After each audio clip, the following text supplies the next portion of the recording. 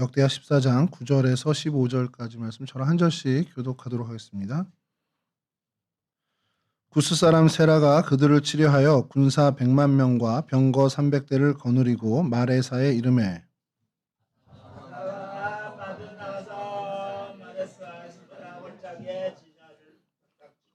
아사가 그의 하나님 여호와께 부르짖어 이르되 여호와여 힘이 강한 자와 약한 자 사이에는 주밖에 도울 리가 없사오니 우리 하나님 여호와여 우리를 도우소서. 우리가 주를 의지하오며 주의 이름을 의탁하옵고 이 많은 무리를 치러 왔나이다. 여호와여 주는 우리 하나님이시오니 원하건대 사람이 주를 이기지 못하게 하옵소서 하였더니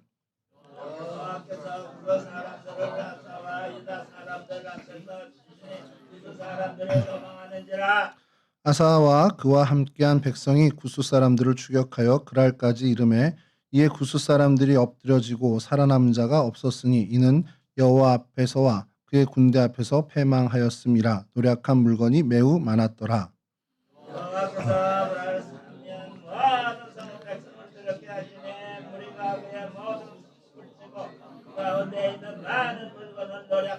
함께 하시죠. 또 짐승 지키는 천막을 치고 양과 낙타를 많이 이끌고 예루살렘으로 돌아왔더라. 아멘. 예, 오늘 함께 살펴볼 성경의 장소는 마레사라는 곳입니다. 마레사는 무기또 북쪽에 이스라엘 골짜기에서 연결되어 있는 무기또까지 연결되어 있는 그 북쪽의 성읍으로 이제 여호수아에서 처음에 등장합니다.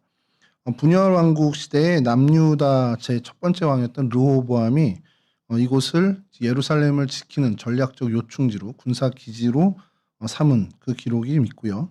그리고 오늘 본문에 있는 세 번째 그러니까 3대 왕인 아사가 이곳에서 구스 군대를 격파한 그런 사건이 있었습니다. 또 4대 왕인 여호사밧 때에 이 여호사밧의 그 실정, 여호사밧이 북이스라엘과 연합해서 이를 도모하는 그 일을 질책하는 선지자 한 명 등장하는데요. 등장하는 선지자가 엘리에셀이라는 선지자가 있습니다. 그 선지자가 이 마레사 사람이라는 그런 기록이 있습니다.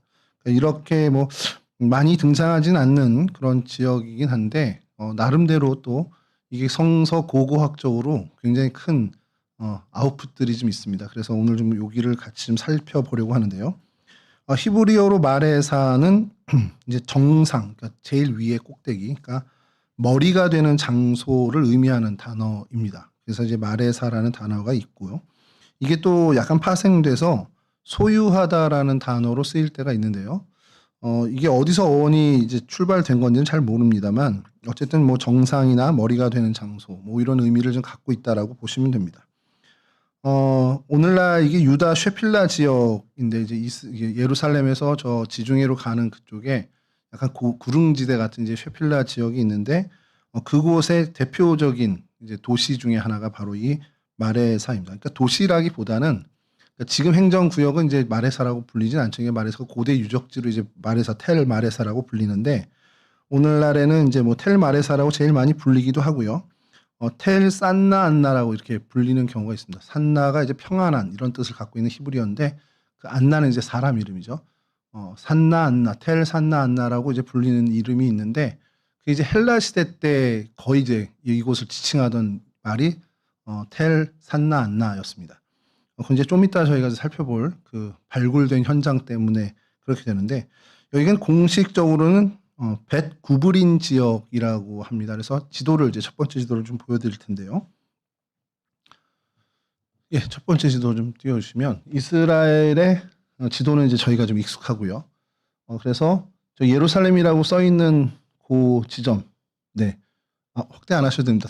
다음 지도가 좀 확대되는데 그러니까 전체적으로 조쯤이다라고, 그러니까 이스라엘 전체의 가운데쯤에 있습니다. 그래서 다음 지도 보여주시면 예루살렘에서 이렇게 남서쪽이죠. 남서쪽으로 벳 구브린 국립공원이라는 곳이 있습니다. 여기에 이 일대가 텔 마레사 지역입니다.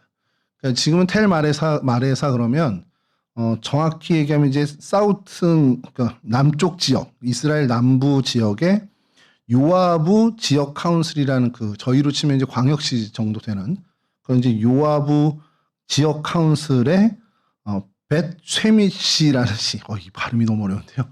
벳쉐미시 시 옆에 있는 그 국립공원입니다.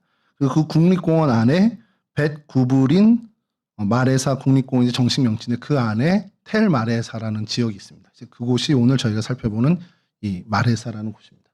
그래서 저기가 점이 많이 겹쳐 있잖아요. 다음 지도를 보여주시면 왜 저렇게 겹쳤냐면 이 다음 지도가 이렇게 저 제일 위에 죄송합니다. 이 문명의 이기를 두고 제가 요 맨 위가 벳 구브린 국립공원인데 저 빨간 점만 벳 구브린 국립공원이 아니고요. 이 전 지역이 벳 국립공원인데 이제 구글 지도에서 벳 구브린 국립공원을 치면 여기가 이렇게 지금 대표적으로 나오는 겁니다. 그래서 요 전체 지역이 국립공원이라고 보시면 되고요. 그리고 여기가 아까 말씀드린 요아부 지역 카운슬 요 동네 행정구역인데 그것도 이제 검색을 하면 여기로 딱 그냥 지목돼서 나옵니다. 이렇게 물론 이제 테두리가 나오긴 하는데 그 테두리를 그릴 때는 제가 좀 아이패드로 가지고 그려야 되는데 그거는 좀 경계가 애매모호해서 이렇게 돼 있고요. 요 두 개는 그러니까 그렇게 신경 안 쓰셔도 되는데 요 점들이 이제 각각의 지점들입니다. 그래서 그 유적들이 발견된 지점들인데 보면은 뭐 여기는 농업 지역이라고도 돼 있고요. 여기는 이제 폴란드 동굴이라고 그리고 요게 이제 텔 마레사를 찍으면 나오는 점이라 요것도 그냥 전체적인 대표적인 그냥 지명 이렇게 포인트라고 보시면 되고요. 그다음에 여기 오일 프레스라고 돼 있는데 여기가 기름 짜는 틀이 발견된 그런 동굴이 있고 그 위에가 욕조 동굴이라고 하는데 여기는 화면에는 잘 안 나왔는데 요걸 좀 더 확대해서 나중에 이제 그 구글 지도에서 보면 이제 욕조 동굴이라고 이제 뜹니다. 그리고 여기는 워터 컬렉터 원더 마레사라고 돼 있는데 이게 물 저장 창고로 일단은 불리긴 합니다. 근데 이따 좀 말씀드리겠습니다. 그거는. 그리고 그 옆에는 이제 미로 동굴이라고 또 그러니까 각 발견된 이 유적들마다 이런 동굴들의 이름들이 있어요. 그리고 요 맨 밑에는 일곱 전망대라는 것도 있고요. 그다음에 요것이 아폴로 파네스 동굴이라고도 하고요. 그다음에 시도니안, 그러니까 시돈 케이브라고 해서 시도니안 케이브라고 해서 시돈 동굴이라고 불리는 곳입니다. 여기가 고고학적으로 굉장히 그 의미가 있는 그런 동굴이 발견됐습니다. 그리고 요 위에가 아까 헬라 시대 이 지역 이름이 텔 산나 안나라고 이제 불리는 지역으로 공식 명칭이 헬라 시대 때는 그랬거든요. 그 이유가 여기가 산나 안나에서 안나 기념 교회가 있습니다. 그래서 터가 이제 발견이 됐는데 이 안나라는 것은 전 요번에 좀 알겠습니다. 저도 요번에 좀 알게 됐는데 그래서 안나라는 사람이 이런 사람이구나라는 걸 좀 이따 좀 말씀드리겠습니다. 이렇게 이제 이런 지역에 이제 군집 지역입니다. 이제 동굴들이 엄청나게 많아요. 그 쉐펠라 지역의 일부가 석회질로 되어 있습니다. 그래서 저희는 건물을 지을 때, 그러니까 집 짓자 그러면 이제 터를 다지고 그다음에 벽돌이나 이런 거 막 쌓든가 흙을 쌓든가 해서 위로 올리잖아요. 좀 저기 청량리 가면 65층이라고 뭐 L65 그 건물 있는 것처럼 그냥 높이 짓는데 반대로 한번 여러분 생각해 보신 적 있습니까? 뭐 좀 짓자 져보자 그러면 그냥 계속 밑으로 파내가는. 그러니까 이게 석회질이다 보니까 파는 게 쉬운 거예요. 그래서 너 몇 층 집 사라 그러면 나 5층 집 사라 그러면 우리는 그냥 지상 5층으로 생각하는데 여기는 지하 5층으로 이제 파는 겁니다. 그러니까 힘이 있고 자녀들이 많고 어쨌든 뭔가 능력이 되는 사람은 더 깊이 파내려가는 거죠. 그래서 뭐 각 자녀들에게 방을 하나씩 주든 뭐 그런 식으로 여기가 이제 그런 동굴 군집 지역이 된 겁니다. 그러니까 뭔가 외세를 피하기 위해서 피난처로 쓰는 부분도 없지 않겠지만 그보다는 여기에 뭔가 기초를 닦고 건물을 세우기가 어렵다 보니 그냥 이제 땅으로 계속 파고 들어가서 뭐 모두 만들고 집도 만들고 뭐 이렇게 하는 그런 동굴 군집 지역입니다. 그래서 이곳에 이제 역사적인 사건이나 변천들을 좀 보면 첫 번째로 이제 역대하 11장 5절에서 10절에 르호보암 시절에 여기가 먼저 언급이 됩니다. 그래서 읽어드리면 역대하 11장 5절에서 10절입니다. 르호보암이 예루살렘에 살면서 유다 땅에 방비하는 성읍들을 건축하였으니 곧 베들레헴과 에담과 드고아와 벳술과 소고와 아둘람과 가드와 마레사와 십과 아도라임과 라기스와 아세가와 소라와 야알론과 헤브론이니 다 유다와 베냐민 땅에 있어 견고한 성읍들이라. 그러니까 요새들을 만든 겁니다. 이제 예루살렘 방어를 위해서 요새들을 만든 그 중에 이제 하나가 여기 8절처럼 마레사가 거기에 이제 하나 등장을 합니다. 이게 이제 성경에서는 본격적으로 등장하는 이제 여호수아 시절에 뭐 이 베냐민 유다 지역 이쪽 유다 요 지역에 마레사가 있다라는 정도만 나오는 거고 이때 이제 본격적으로 마레사라는 것이 등장을 하게 되죠. 그래서 오늘은 이제 오늘 본문이 또 두 번째 등장하는 게 역대하 14장 9절에서 10절인데 요건 뭐 띄워만 주시고요. 어쨌든 구스 사람 세라가 이제 정확히 주전 918년에 유다를 침입합니다. 그리고 이곳에서 아사 왕이 마레사 성체 근방에서 전투를 벌이고 이긴 그 기록이 오늘 저희가 읽은 본문입니다.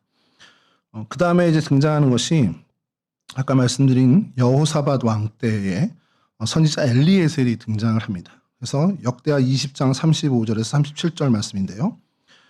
유다 왕 여호사밧이 나중에 이스라엘 왕 아하시아와 교제하였는데 아하시아는 심히 악을 행하는 자였더라.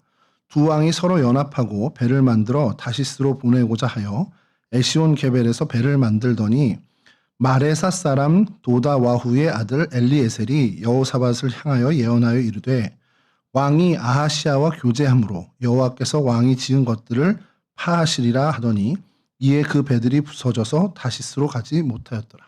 그러니까 이제 상선을 만들었어요. 아하시아 왕과 이 여호사밧 왕이 남북이 우리 경제 협력하자 해가지고 상선을 만들어서 그 큰 무역을 하려고 이제 계획을 한 건데 성경에도 나오지만 아하시아가 이제 하나님 보시기에 굉장히 악한 일을 했던 왕이다 보니 하나님이 그것을 좋게 보지 않으셨습니다. 그래서 선지자 엘리에셀을 보내서 이거 옳지 않다 이렇게 예언을 했고 그리고 배들이 다 파손이 돼서 그들이 계획했던 그 큰 무역 이 꿈이 다 접히게 되는 그런 사건에 이 마레사 사람 엘리에셀이 등장을 합니다. 그 이후에는 뭐 이 마레사가 성경에 거의 등장하지 않다가요. 이제 미가서에 가서 이제 다시 등장을 합니다. 미가서 1장 15절에서 16절인데요. 마레사 주민아 내가 장차 너를 소유할 자로 내게 이르게 하리니 이스라엘의 영광이 아둘람까지 이를 것이라. 너는 네 기뻐하는 자식으로 인하여 내 머리털을 깎아 대머리 같게 할지어다. 내 머리가 크게 벗겨지게 하기를 독수리 같게 할지어다. 이는 그들이 사로잡혀 너를 떠났습니다. 그러니까 이 마레사 지역의 이제 멸망을 이제 예언하는 그런 미가의 예언이 여기서 이제 미가서 1장에서 등장을 하는데 그때 이제 마레사도 멸망당할 성읍 중에 하나로 언급되는 때 이제 언급이 되고 있습니다. 사실 성경에는 이 정도가 이 마레사에 대한 언급이 답니다.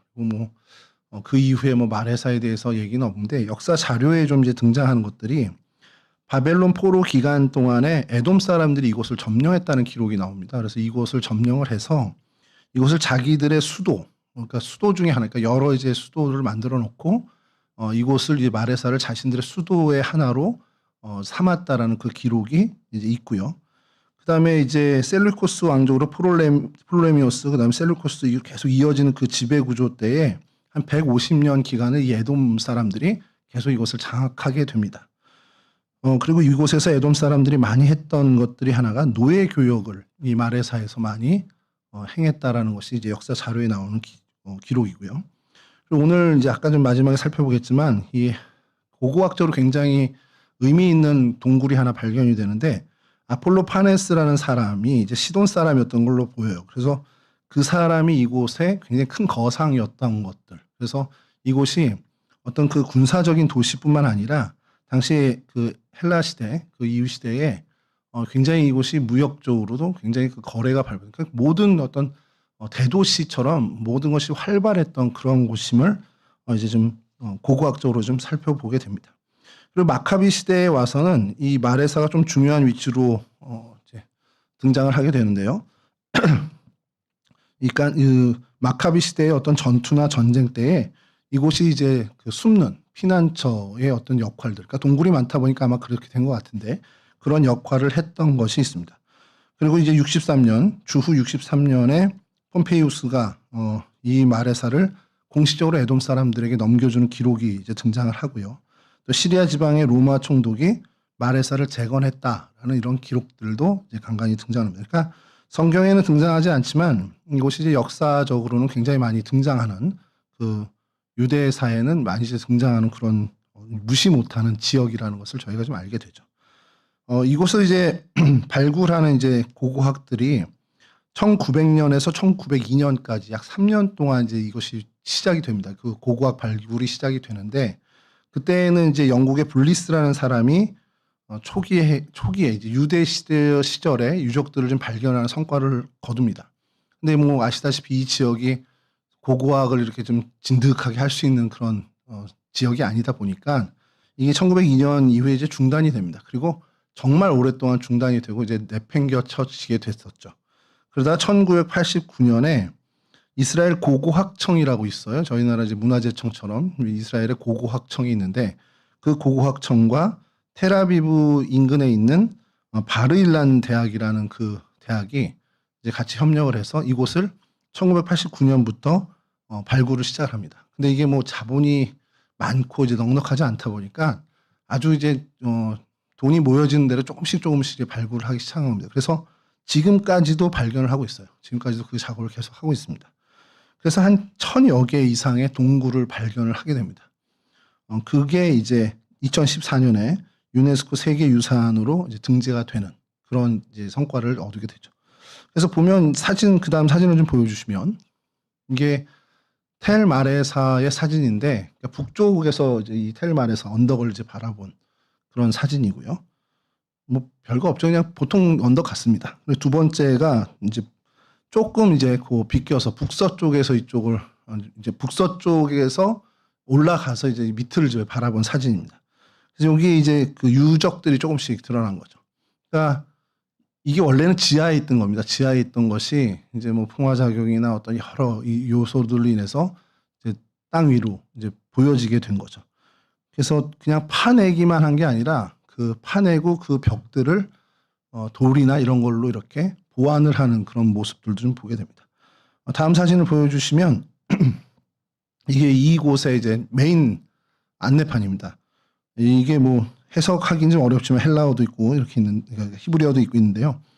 동굴 군집 지역이라고 이렇게 되어 있습니다. 그래서 1000여 개 이상의 동굴이 이 뒤쪽으로 이제 다 있다라는 것을 안내하는 안내 표지판입니다. 그리고 그 밑에 조금 확대해 주시면 사진이 사진 이제 동굴 사진들을 좀 해놨는데요. 예, 뭐 그렇게 되어 있고요. 그래서 이런 이제 표지판들이 이제 곳곳에 세워져 있습니다. 그리고 재미난 것이 아까 그 동굴들이 여러 개 있었잖아요. 그 동굴들 앞에마다 이런 표지판들이 있습니다. 다음 사진 보여주시면 이렇게 이제 표지판들이 있는데 이게 아까 처음 이제 그 동굴 중에 농업 유적지라는 곳에 있는 안내판입니다. 그래서 보면은 뭐 어떻게 이렇게 농업 기술들 그런 것들에 대해서 설명을 해주는 거고, 그다음에 이제 전체적으로 그 요걸 좀 보시면 요 세 번째가 이게 농업인데, 그러니까 축산업이죠. 정확히 얘기하면 축산업인데 뭔가를 기르는 그런 그 동굴입니다. 좀 이따 좀 보여드릴게요. 그냥. 그래서 이렇게 있고 그 다음 사진 보여주시면 이건 세로로 돼 있는데 이제 이 안에 아까 올리브 프레스라고 해서 기름 짜는 틀이 있었잖아요. 거기가 어떤 방식으로 기름을 짜는지 그때 옛날 고대의 방식들을 설명해 준 안내판이 또 있습니다. 자, 그래서 본격적으로 다음 사진 보여주시면 여기가 1번 해서 Agriculture Installation 해가지고 농업 기구들의 이제 설치 그런 유적이 있다라는 그곳입니다. 그래서 숫자들이 이렇게 다 있더라고요. 사진을 보니까. 그래서 이곳 사진이 아까 그 농업 그 유적지입니다. 다음 사진 보여주시면 이제 뭐 발굴 작업이 계속 돼 있는, 그냥 여기는 동굴이라기보다 당시의 농업 기술이나 이런 것들이 이거는 이제 헬라 시대도 아니고요. 그 전 완전히 그 유대 시대에 가까운 그 시대의 농업 기술들이나 농업 그런 기구들이 이제 발견이 된 겁니다. 그래서 이렇게 저게 뭐 같습니까? 가운데 있는 게. 저희 나라에도 저 민속촌 가서 봤었거든요. 좀 확대해 주시죠, 전사님. 전사님의 기술을 한번.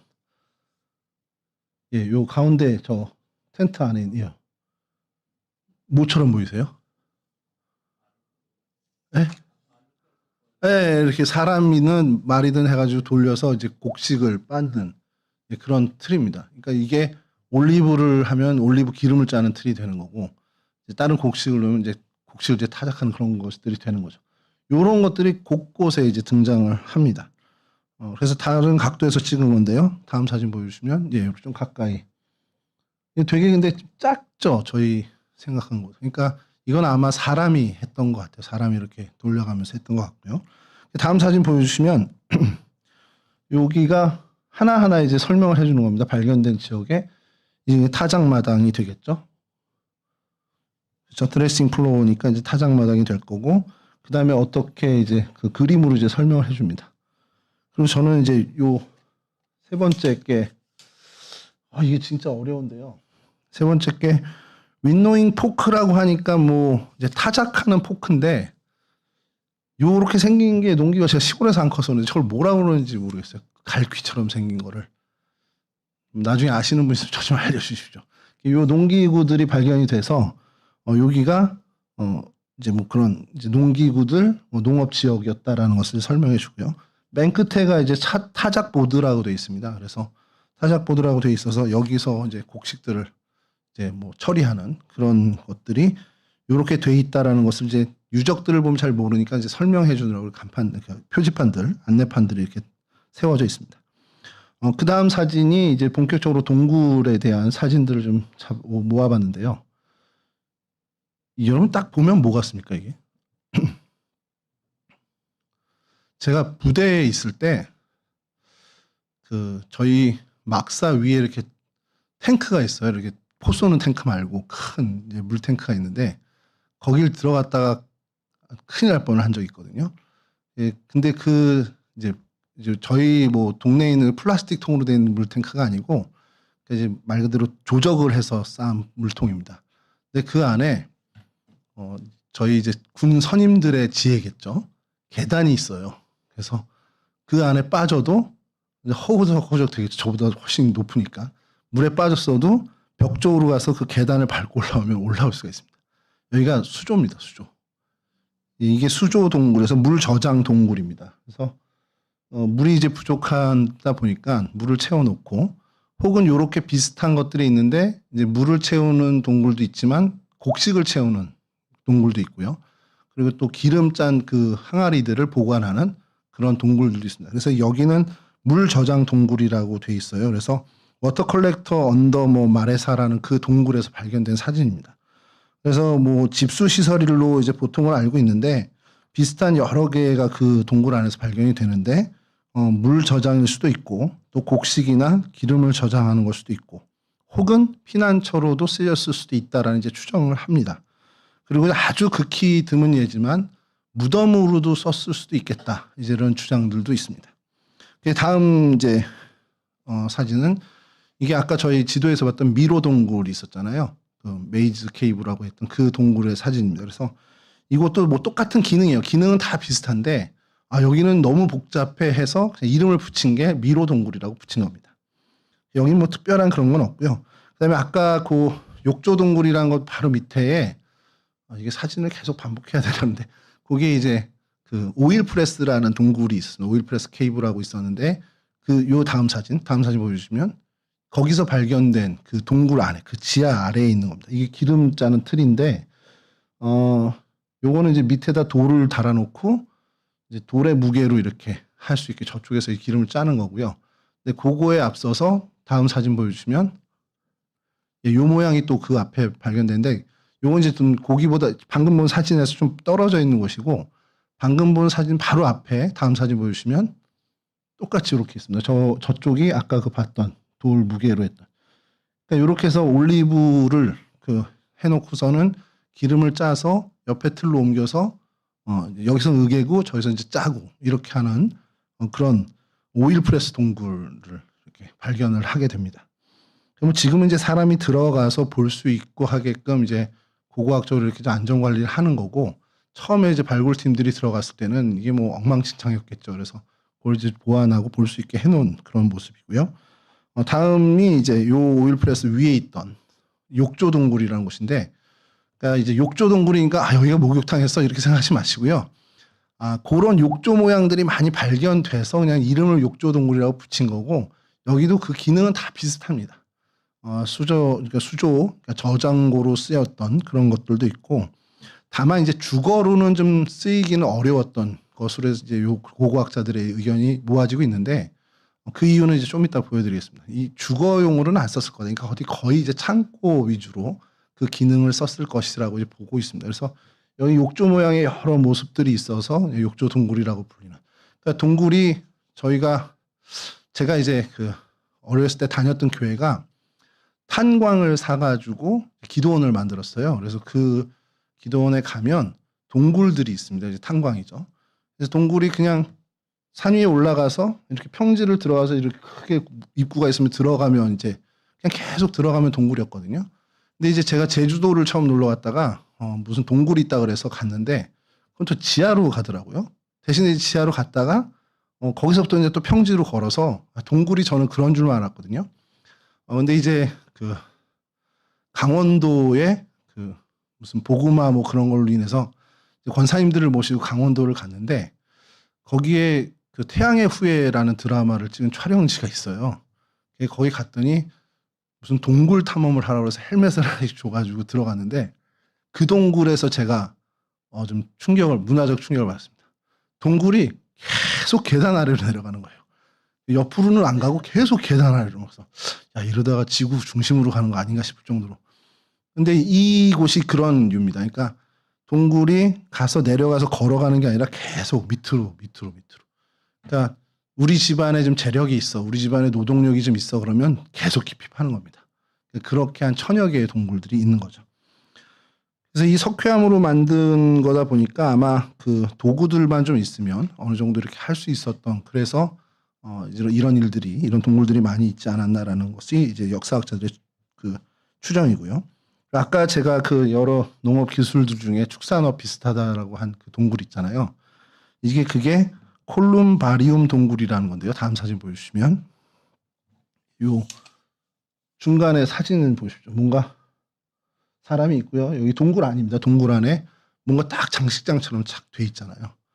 그래서 콜룸바리움이 저도 뭔지 몰랐는데 이 콜룸바라는 게 비둘기라는 뜻입니다. 이제 감이 오십니까? 다음 사진 보여주시면 이렇게 돼 있습니다. 동굴 안에 다 이렇게 하나씩 조그만 구멍들이 있어요. 뭐 같아요? 콜룸바가 비둘기입니다. 이 정도면 이제 답이 나오셔야 되는데 비둘기를 이제 길렀습니다. 그러니까 닭을 기르듯이, 우리가 닭을 기르듯이 비둘기를 사육했어요. 그래서 비둘기를 저기 안에 넣고 이제 둥지를 틀게끔 해서 이곳에서 이제 비둘기를 뭐 식량으로도 썼는지 아니면 뭐 제사로 뭐 할 때 썼는지 모르지만 다음 사진 보여주시면 이게 수도 없이 많이 나옵니다. 그 다음이 이제 폴란드 동굴이라고 아까 말씀드렸던 것인데 이것은 수조로 쓰였던 것이 확인이 됐던 동굴인데 이것도 왜 폴란드란 이름을 붙였냐? 1차 세계대전 당시에 영국군과 함께 폴란드 병사들이 이곳을 이제 주둔하게 됐는데 그 사람들이 이제 동굴에 이제 주둔을 한 거죠. 그러면서 거기에 엄마 집에 가고 싶어요 뭐 이런 거 있잖아요. 저희들 쓰는 군인들이 낙서를 한 겁니다.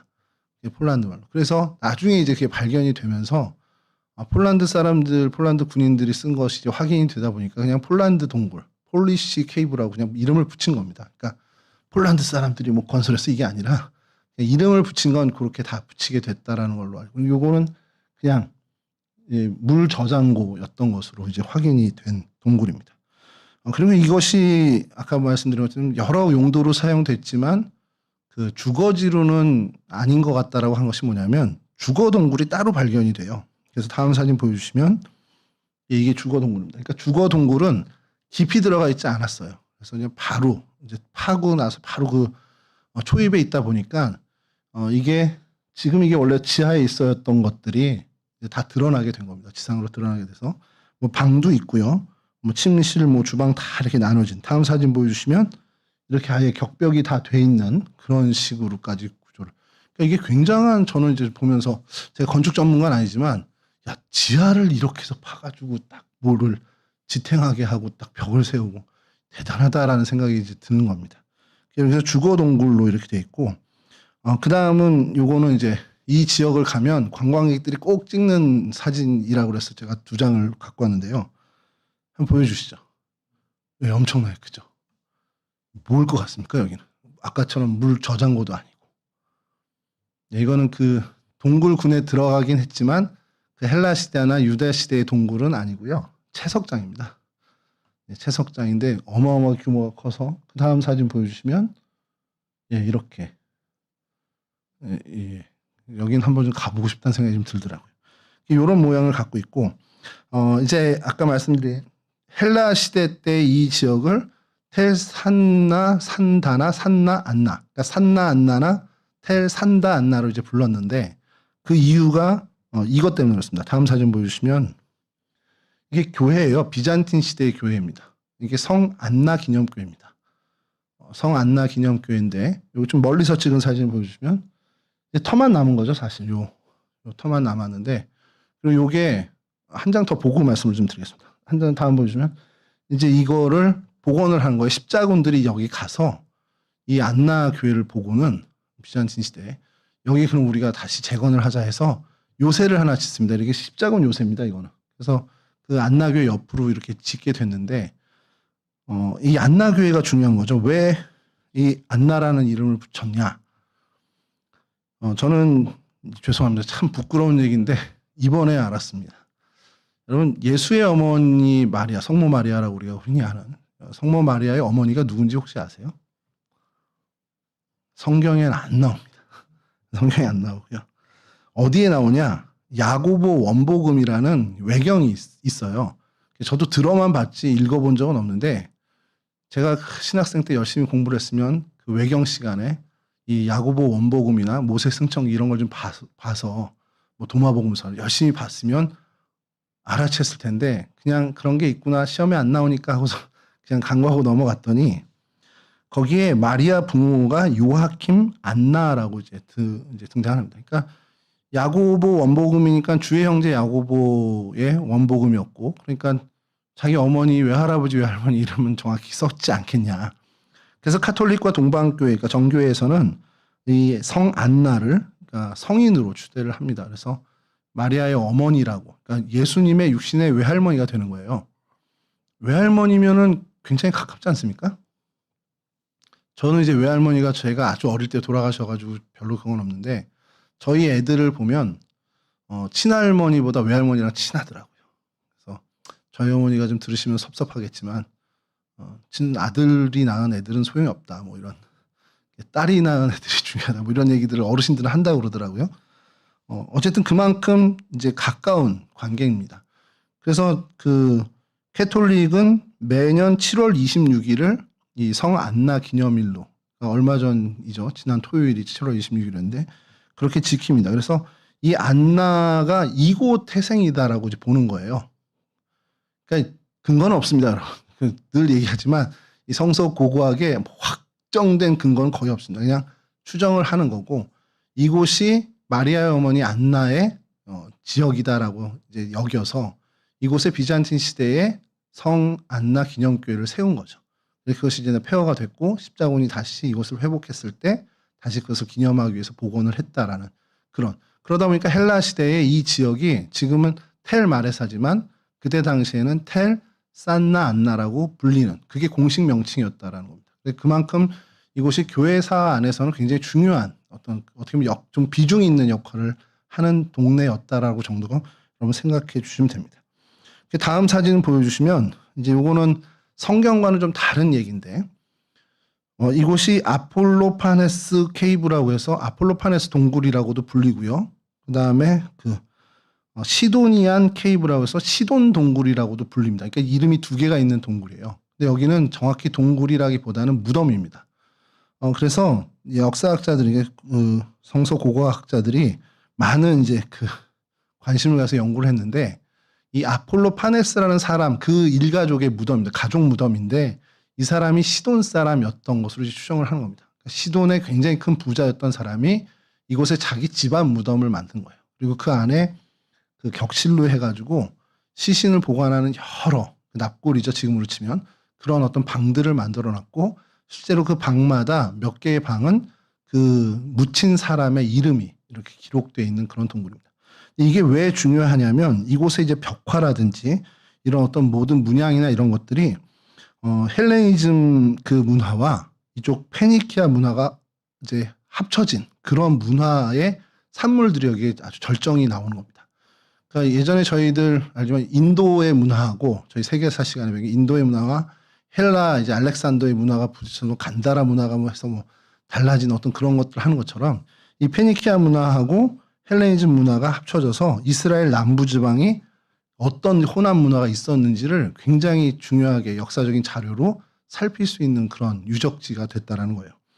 그래서 이곳이 당시에 어떤 고대 이제 그 이스라엘 문화와 헬레니즘 문화와 또 그 블레셋이죠. 페니키아 문화가 어우러져서 어떤 문화의 모습으로 헬라 시대를 지나왔는지를 볼 수 있는 굉장히 중요한 척도나 자료가 되는 곳이 바로 저 이름이 자꾸 안 붙어요. 아폴로파네스 무덤 동굴입니다.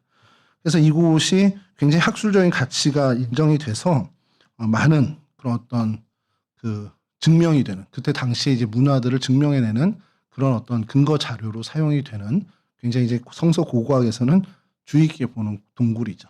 이런 모양의 이 텔 마레사가 이제 오늘 저희가 좀 살펴보는 곳인데 이곳에서 있었던 사건에 그 오늘 본문의 일을 좀 주목하고 싶은 것은 아사 왕이라는 사람은 저는 별로 그렇게 주목하지는 않았었습니다. 그리고 그냥 그렇게 지나가는데 제가 용동교회에 있을 때 오후 예배에 이제 왕대일 교수님이 구약을 이제 처음부터까지 계속 이제 설교를 하시는 시간을 있었어요. 그래서 저는 개인적으로 굉장히 좀 좋았던 시간이었던 게 성경을 처음부터 이제 구약을 처음부터 끝까지 쭉 계속 이제 순서대로 이제 해주시는데 그때 이제 역대 열왕기와 역대를 하실 때 이 아사 왕에 대해서 이제 언급을 하는 게 저한테는 조금은 좀 센세이션이었습니다. 여러분 아사 왕이 그냥 뭐 남유다의 그냥 그런 왕이라고 생각을 했는데 이 왕이 하나님으로부터 칭찬받은 왕입니다. 그러니까 다윗과 솔로몬 이후에 분열이 되고 남유다 왕, 북이스라엘, 뭐 북이스라엘은 그렇게 칭찬받은 왕은 없죠. 남유다에 칭찬받았던 왕들이 몇 있는데 다윗 이후에 처음 칭찬받은 왕이 아사 왕이에요. 어떤 면에서 칭찬을 받았는지를 그 설교에서 제가 들으면서 그래 아사 왕한테 이런 모습이 있었구나 이런 생각을 좀 하게 된 굉장히 좀 저에게는 좀 임팩트가 있었던 그런 왕이었습니다. 여러분 우리가 성경 구절에 보면 하나님이 함께 하셔서 승리를 이끄는 많은 성경의 인물들이 있습니다. 뭐 대표적으로 모세가 그렇죠. 출애굽과 더불어 그 모든 출애굽의 여정에서 하나님께서 그 애국 군사를 물리치게 하시는 그 승리를 주실 때에 모세의 어떤 모습을 우리가 주목하게 되냐면 그저 하나님께 충성하는 모습을 저희가 보게 됩니다.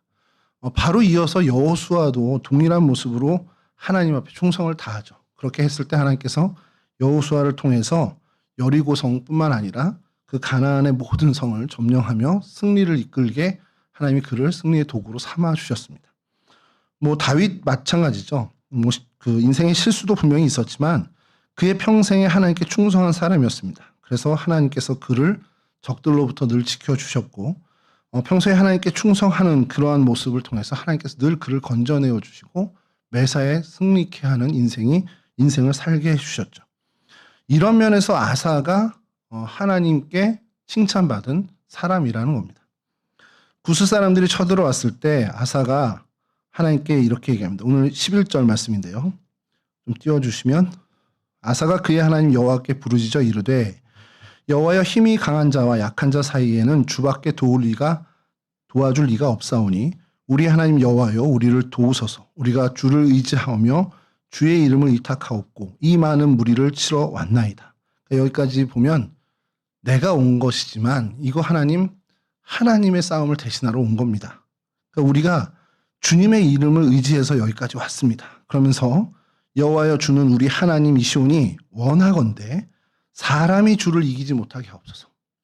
그러니까 이 싸움은 저 구스 사람들이 하나님을 대적해서 하나님을 이겨버리려고 온 싸움입니다. 하나님 사람들로 하여금 하나님을 이기지 못하도록 하나님이 직접 역사해 주십시오라는 전적으로 이 싸움에 대한 주권이 하나님께 있음을 고하는 그런 어떤 모습을 보여줍니다. 여러분 여기서 사람이 주를 이기지 못하게 하옵소서 할 때 그 사람을 독특하게 에노시라는 단어를 씁니다. 이 구약에서. 근데 이 에노시는 어디에 등장하냐? 창세기 4장 26절에 등장하는데요. 셋도 아들을 낳고 그의 이름을 에노스라 하였으며 그때의 사람들이 비로소 여호와의 이름을 불렀더라. 그러니까 이 에노스가 사전적인 의미로 사람은 아니에요. 그러니까 무슨 뜻을 갖고 있냐? 이 에노스는 죽는 존재라는 뜻입니다. 죽음의 존재. 그러니까 우리말로 치면 좀 억지로 번역하면 죽음의 존재. 근데 좀 그걸 풀어서 얘기하면 죽을 수밖에 없는 존재의 뜻을 갖고 있는 게 바로 이 에노스입니다. 그 에노스, 그러니까 셋이 아들을 낳고 살아보니까 아담도 죽고 하와도 죽고 사람이 죽네. 그러면서 자기의 아들 이름을 에노스, 죽을 수밖에 없는 존재로 붙여요. 그리고 나서 그들이 했던 게 뭡니까? 그때의 사람들이 비로소 여호와의 이름을 불렀다는 겁니다. 아, 우리가 죽을 수밖에 없는 존재구나 라는 것을 깨우친 그 순간에 하나님을 바라보고 하나님을 예배하기 시작한 겁니다. 그러니까 이 아사의 기도는요, 죽을 수밖에 없는 유한한 인간이 영존하시는 하나님을 대적해서 이기려고 하는 이 무모한 시도를 하나님 막아주십시오. 그 기도인 거예요. 그러니까 이 기도를 통해서 구스의 그 군대, 구스 사람들의 군대가 표면적으로는 유다 사람을 치려고 온 거지만 본질적으로는 전능하신 하나님을 대적하러 온 거라는 것을 이제 고하는 겁니다. 그리고 그것에 이제 하나님, 이거 하나님의 싸움입니다. 그러니까 하나님이 이 죽을 수밖에 없는 존재들이 하나님께 도전하는 이 도전을 물리쳐 주십시오 했고 하나님이 그것을 그대로 들으셔서 그 전쟁을 승리로 이끌어 주신 것이죠. 그러니까 이 전쟁이 하나님께 속했다라는 것, 이건 하나님의 전쟁이라는 것을 철저하게 인정한 왕이었다는 거죠. 근데 이 모습이 어디에 등장하냐? 사무엘상 17장 45절입니다. 다윗이 블레셋 사람에게 이르되 너는 칼과 창과 단창으로 내게 나아오거니와 나는 만군의 여호와의 이름 곧 네가 모욕하는 이스라엘 군대 하나님의 이름으로 내게 나아가노라. 17장 47절은요. 또 여호와의 구원하심이 칼과 창에 있지 아니함을 이 무리에게 알게 하리라. 전쟁은 여호와께 속한 것인즉 그가 너희를 우리 손에 넘기시리라. 다윗은요, 블레셋의 그 침공이 유다를 침공한 것이지만 표면적으로는, 그러나 그 침공이 하나님을 대적하는 공격으로 본 겁니다. 아사의 시각과 똑같은 거죠. 그러니까 아사가 이것을 어디서 배웠겠습니까? 다윗에게서 배운 거라는 거죠. 그러니 다윗 이후에 분열 왕국 시대에 남유다에서 첫 번째 하나님으로부터 칭찬받은 왕이 아사 왕이 됐다라는 건 그가 다윗의 마음을 닮고 다윗의 시선을 가지려고 애썼던 사람이라는 겁니다. 이런 면에서 이 사건을 통해서 다윗을 닮은 아사를 저희가 이제 보게 되는 거죠. 여러분, 이 모습이 오늘 저희들에게도 동일한 모습이 되어야 한다는 거죠. 오늘날 소위 말하는 저희들의 삶의 자리는 영적 전쟁터입니다. 온갖 괴울로 공격해온 어둠의 세력이 있습니다. 그리고 이 세력을 우리는 맞닥뜨리고 이것이 하나님의 전쟁임을 선포하며 하나님이 승리하시도록 우리가 깨어 기도해야 하는 사명을 갖고 있는 사람들이죠. 마치 다윗을 닮은 아사의 그런 신앙의 태도를 저희들도 가져야 한다는 겁니다. 역대하 14장 13절을 좀 다시 한번 보면요. 아사와 그와 함께한 백성이 구스 사람을 추격하여 그랄까지 이르매 이에 구스 사람들이 엎드려지고 살아남은 자가 없었으니 이는 여호와 앞에서 그의 군대 앞에서 패망하였습니다. 여호와 앞에서와 그의 군대. 여기서 이제 군대가 갑자기 등장을 하는데 여호와 하나님 앞에서 패망한 거 그거는 뭐 드러난 현상이니까 그렇게 되는데 왜 여기서 하나님의 군대 앞에서 패망하였다라고 이 표현을 했느냐? 이 군대가 히브리어로 마하네입니다. 마하네. 그러니까 구스 사람들이 여호와 앞에서와 그 군대 앞에서 패망하였다고 기록되어 있는 것은 하나님의 앞에서 패망한 것으로 이제 보는 거죠. 하나님의 군대 앞에서. 근데 이 마하네라는 단어를 쓰인 것이 창세기 32장에 동일하게 쓰인 장면이 있습니다. 창세기 32장 2절입니다. 야곱이 그들을 볼 때에 이르기를 이는 하나님의 군대라 하고 그 땅 이름을 마하나임이라 하였더라. 이 마하네, 마하나임이 이 창세기 32장 2절에 등장을 합니다. 이 마하네라는 달이 사전적으로는 군부대의 야영이라는 뜻을 갖고 있는데 이게 이제 단어가 이제 발전되면서 천사들 또 별들의 대군, 그러니까 천사의 군대라고 쓰임을 갖게 됩니다. 그러니까 이게 하나님의 군대 마하나임이라고 붙이게 된 거죠. 마하네를 마하나임으로 부르게 된 겁니다. 그러니까 눈에 보이지 않는 하나님의 군대를 이제 다윗이 본 거고, 그러니까 야곱이 본 거고, 이 아사 역시도 이 전쟁의 승리를 그랄까지 쫓아가서 구스 사람들을 패망시키는 이 모습을 보면서 이건 우리가 한 게 아니구나. 이거 하나님의 군대가 하시는 거구나. 이렇게 고백을 한 거라고 보시면 됩니다. 여러분, 이와 같은 내용이 이 아사왕에만 있는 것이 아니라 이제 후에 이제 수많은 아람 군대가 쳐들어와서 엘리사가 이제 이를 대적할 때 엘리사 사환이 굉장히 두려움에 떨고 있어요. 근데 그의 눈을 밝히셔서 그 하나님의 불말과 불병거가 산 위에 가득하게 된 하나님의 군대를 보게 되죠. 이런 하나님의 군대가 당신의 백성을 보호하신다는 사건은 성경의 곳곳에 등장을 합니다. 그리고 그 하나님의 보호하심이 오늘을 살아가는 저희들에게도 동일하게 임한다라는 것을 저희는 믿고 사는 사람들이어야 한다는 겁니다. 여러분, 저희가 살아가는 이 세상이요, 만만치 않습니다. 저는 요즘 되어지는 우리나라의 일들을 보면서 저도 뭐 그렇게 오래 산 건 아니지만 참 이렇게까지 이단 세력이 이렇게 활개를 띠고 드러내고 정말 이렇게 공개적으로 하는 시절이 있었나 싶은 거예요. 저희 어렸을 때만 해도 교회 다니는 애들이건 안 다니는 애들이건 야, 쟤네 집 통일교래 이러면요, 뭔가 큰 죄를 짓고 사는 애들처럼 이제 보이는 겁니다. 그러니까 물론 그렇게 사람을 이렇게 하는 건 뭐 올바른 건지 잘 모르겠습니다만 그게 굉장히 부끄러운 수치였어요. 저 대학 다닐 때 JMS에 잠깐 가서 성경 공부했던 친구가 하나 있는데 그 친구는 평생 그것 때문에 자기가 무슨 좋은 것이 마냥 야, 나 잠깐 가서 그냥 보고 온 것 뿐인데 그 2주일 자기가 성경 공부한 것 때문에 평생을 자기가 그 꼬리표처럼 딸고 다닌다는 겁니다. 그만큼 이단이다, 사입이다 그러면 정말 부끄러움의 일이었습니다. 그건 믿는 사람, 믿지 않는 사람에 다 떠나서 동일했던 거예요. 그게 저희 나라가 그랬습니다. 저희 이 사회가. 근데 요즘은 어떠냐면요. 신천지 같은 경우는 증거장막 교단으로 인정해달라고 문광부에 신청을 해요. 그러니까 드러내놓고 하겠다는 겁니다. 우리도 정식 교단이다 이렇게 얘기를 하는 겁니다. 그리고 그렇게 사입이나 어떤 이단의 어떤 행태를 가지고 비난하는 거에 대해서 아주 정말 당당하게 심지어 뭐 통일교 같은 경우는 뭐 너무 비윤리적인 모습들로 인해서 일반 사람들에게서조차도 경원되는 모습을 가지고 있는 그 집단이 온갖 정치 세력에 손을 대고 온갖 것을 다 누려요. 뭐 이번에 캄보디아 뭐 이런 뭐 저도 언급하기는 그렇지만 제가 이걸 보면서 야, 도대체 어떻게 이단 사이비가 이렇게까지 이렇게 떳떳하게 지내는 시절이 됐지? 이런 생각을 해보는 겁니다.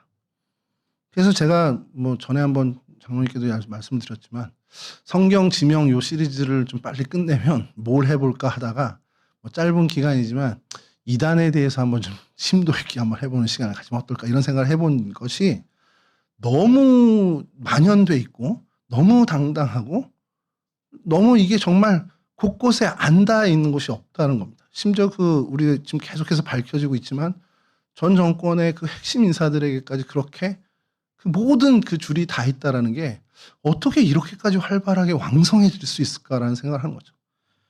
여러분, 이런 시대를 저희가 살고 있습니다. 하나님이 하나님으로서 존중받고 하나님의 이름이 더욱더 드높여져야 되는 시절을 우리가 살아야 하는데 그렇지 못한 시절을 살아가고 있습니다. 이곳에 이 싸움터에 하나님이 우리를 그리스도의 군사로 불러주셨다는 거죠. 그럼 우리는 어떠한 모습으로 이 싸움을 싸워야 하는가? 내 힘으로 내가 가진 재능으로 물론 필요하지만 이건 하나님이 하시는 하나님의 전쟁임을 인정하고 우리가 하나님의 역사를 구하는 정말 그런 하나님 앞에 충성된 기도로 이 영적 전쟁을 임해야 한다는 겁니다. 이 땅의 한국 교회가 정말 다시금 깨어서 이런 어떤 어둠의 세력들과 당당하게 맞설 수 있는 정말 강한 그리스도인이 되어야 한다는 거죠. 교회들이 너무 나약해져서 그 싸움에서 계속 패배하고 싸움을 피해가는 것이 아니라 정말 마땅하게 당당하게 아닌 것은 아니다라고 이것은 틀린 것이라고 당당하게 이야기해 줄 수 있는 그런 시절로 다시 돌아가야 한다는 겁니다. 이와 같은 정말 하나님의 군사로 이 영적 전쟁에 정말 충성된 그리스도의 군사로 살아가는 정말 모세처럼 여호수아처럼 다윗처럼 아사왕처럼 하나님께서 주시는 그 승리의 도구로 쓰임받는 그 영광과 기쁨을 누리는 저희 모두가 되었으면 좋겠습니다. 이와 같은 은혜의 주인공들이 다 되시길 주님의 이름으로 간절히 축원합니다.